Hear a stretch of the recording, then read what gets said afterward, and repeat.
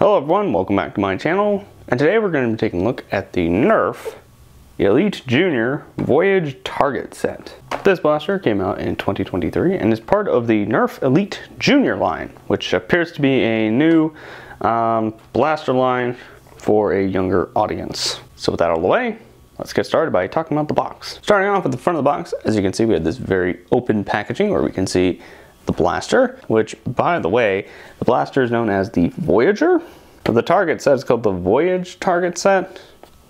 I don't know why they didn't call it the Voyager target set. I don't know, it's a little confusing to me. This blaster includes 20 Nerf Elite darts. These appear to have I guess a new color scheme. I don't know, maybe they've done this before, but a dark blue body with a lime green tip.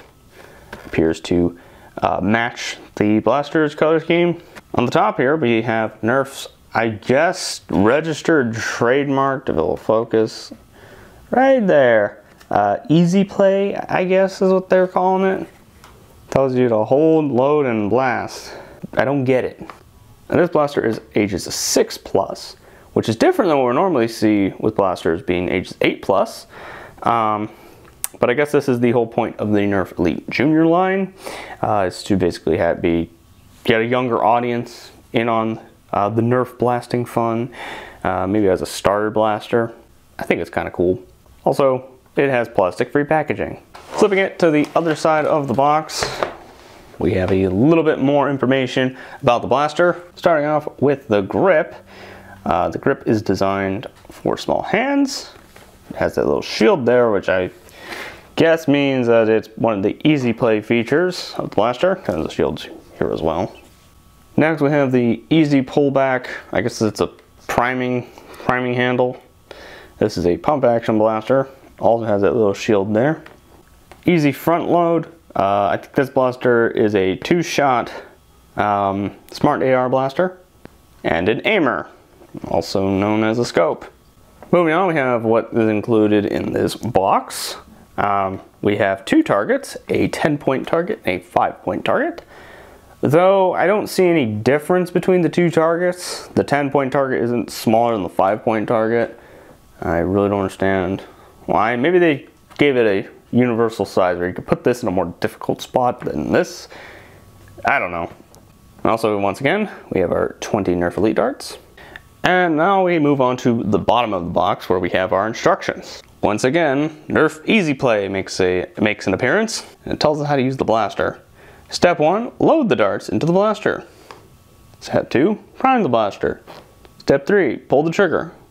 Seems like pretty easy instructions to me. So with that out of the way, let's get this thing out of the box.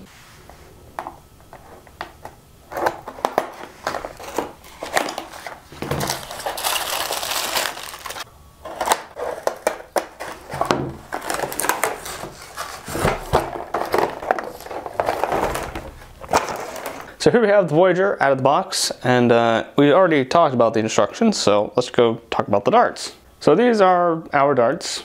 We have 20 of these Nerf Elite darts. These are dark blue body with a lime green tip. The body of the dart kind of reminds me of the old Nerf Elite darts, but those had an orange tip instead of this lime green one. Next we have our targets. We have a 5-point and 10-point target. These targets do break apart. I guess these are kind of similar to the bottle I use in the range test, which breaks apart when you hit it. So I think it's kind of cool. Or I guess you could stand them up separately to have, I guess, 4 targets instead of just 2. But I'll probably use them combined. Yeah. So I get new range targets. And now onto the blaster itself. So here we have the Voyager.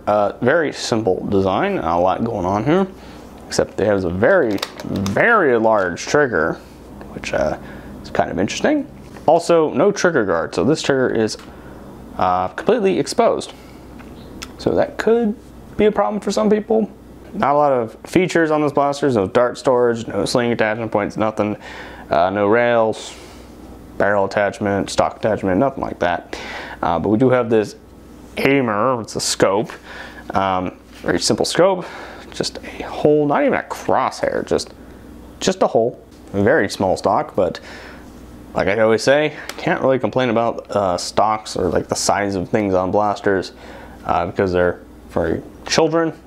And this one is for even younger children, being ages of 6+ rather than 8+, like a majority of other blasters. The prime on this blaster is, well, I think it's mechanically assisted because it's just snappy for some reason. I don't know. This is a very snappy prime, which usually nobody really says. A snappy prime, you can talk about snappy trigger, but snappy prime, yeah, I think it's mechanically assisted. With that trigger pull's all right. Yeah, seems to be pretty well constructed for the most part. Loading the blaster is very simple. Just insert your 2 darts in there like so. They don't stick out that much, so that's pretty nice. Let's see how it fires. Ooh, it seems to have some power. Okay, very simple operation. So you have a slam fire, which it does not have slam fire.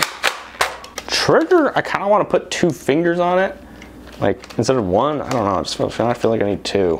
Anyway, not much else to say about this blaster. It's a very simple blaster, so let's get this thing on the range and see how it fares.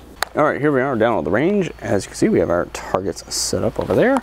I'm going to be starting off with Nerf Elite. We're going to be doing 6 shots each. If those are wondering, that is your side picture.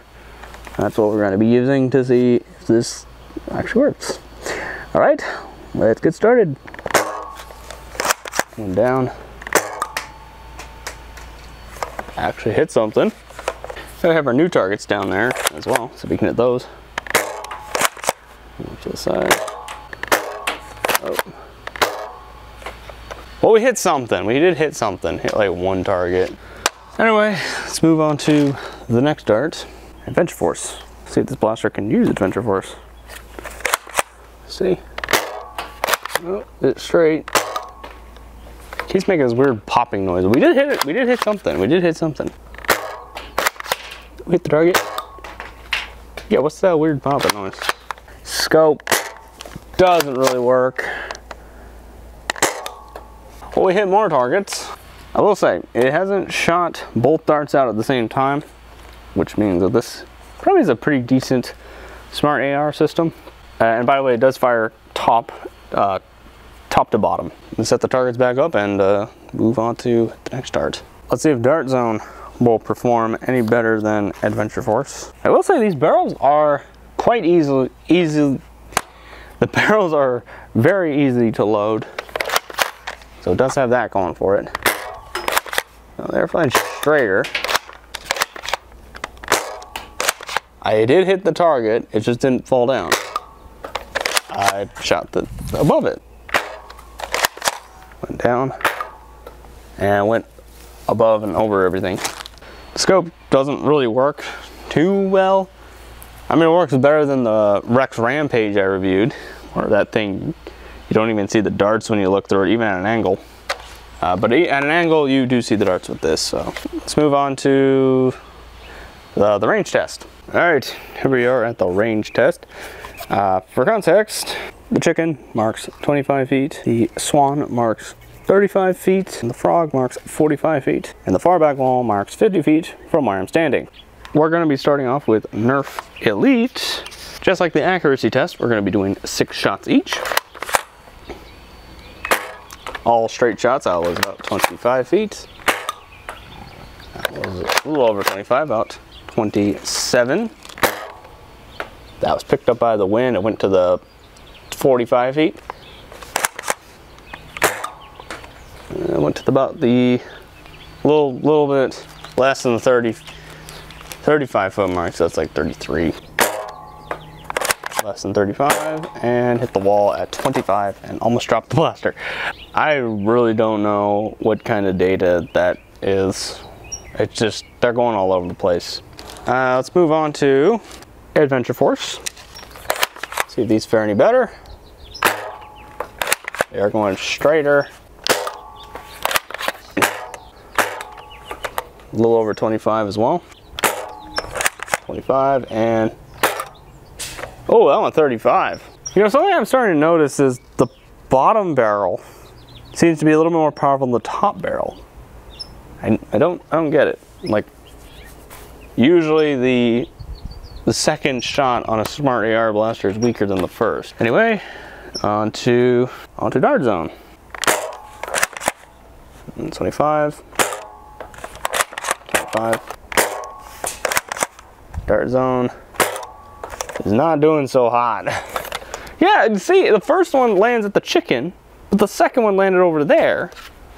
I'm wondering if that bottom barrel is just better. We'll see the speed test to get a definitive answer if the bottom barrel is better. Interesting, interesting. So, not sure what to say. Other than, let's go over there and check out the ranges. All right, here we have our ranges. I will say, a lot of them are landing right around here, right between the swan and the chicken. So I would say approximately 25 to 30 feet for all of those, except for the occasional 35, even 40-foot jump there. I don't know, it's just, I just feel like the blaster's not the strongest, and I'm not going to complain about that because this is a blaster for ages 6+, so obviously your blaster is going to be a little bit less powerful. I would say it's more important that it's shooting straight than shooting far. That's all I'm going to say about that. I think angled shots would do better. You know, it is kind of the starter blaster anyway, so it's not going to be super far shooting. I'm just going to put the the ranges on screen now, which, at least from what I'm seeing currently, we'll be making corrections. Was about 25 to 30 for all the darts, but who knows, maybe looking over the footage we'll think differently. Anyway, let's move on to the speed test. All right, so here we are at the speed test. We're going to be starting off with Nerf Elite, and just like the previous two tests, we're going to be firing 6 shots each. So let's see how this thing fares. 56 and 53. 51 and 63, 55, 56. Next dart, Adventure Force. 44, 53, 51, 48, 55, and 52. Lastly, dart zone. 47, 46, duplicate 46, 56, 47, and 52. All right, so let's go over the speeds. Nerf had an average speed of 55.67 with a minimum speed of 51 and a maximum of 63. Next we have Adventure Force with an average speed of 50.5 and a minimum speed of 44 and a maximum of 55. And for Dart Zone, we had the slowest average speed of 49 with a minimum of 46 and a maximum of 56. This blaster is obviously not a super powerful blaster. It's not going to have a lot of power behind it. Just because of its age range of 6+. It is a starter blaster for your audience, so of course it's not going to get those 60 FPS speeds or anything like that, which I'm actually perfectly fine with. Anyway, let's move on to my final thoughts. So what are my final thoughts on the Nerf Elite Junior Voyage target set? But before we do that, as usual, I need to go over where I bought it and how much I spent. I purchased this blaster at Target for $17.99 USD. Other things to say about the blaster? Not much. I don't actually have anything to say about it, so let's just talk about the blaster then. Starting off with aesthetics. Aesthetically, I think it looks okay. It looks okay. The scope kind of molds in well. You know, the only problem I think I have is the lack of trigger guard here. Or just like maybe have a guard from the handle here. I think they did this to make it easier to use. I kind of don't understand why there's a trigger guard, but you know, that's just my opinion on it. Yeah, I don't think it looks bad. I don't think it looks bad. Kind of has like a, I don't know, how would I say, like sci-fi laser blaster to it, look to it. So there is that. Ergonomically, the Voyager is actually quite comfortable, surprisingly. The grip, you know, it may be for a small child, but honestly, I think the grip is pretty nice. The large trigger is a little bit strange. I guess it is for 2 fingers because it is a very large trigger. Holding it like this with the 3 down here and the 1 up here, I don't know, it's a little uncomfortable for me. So I kind of feel like I always want to use 2 fingers on it, but that is perfectly fine. Shouldering the blaster is a little cramped, but this is a blaster for children ages 6+, so I can't complain about that. But even with me being an adult, I can actually look down the scope with it shouldered, so that's kind of cool. The pump grip is a very, it's kind of feel weird saying this, snappy pump, like snappy prime. I don't know why. Usually we say that about the triggers, but this, very easy to prime. A very nice pump grip. I would say this blaster is a quite comfortable blaster to hold and shoot. So it does earn, I guess, extra points in my book if we were doing a scoring system on this, but we normally don't. And well, we don't. So, but I think it's ergonomically comfortable. The quality of the blaster, let's move on to its build quality. Pretty nice. Yeah, it may be a little bit softer plastic, but it doesn't feel like they cheaped out. This thing is a kind of a strong-ish blaster.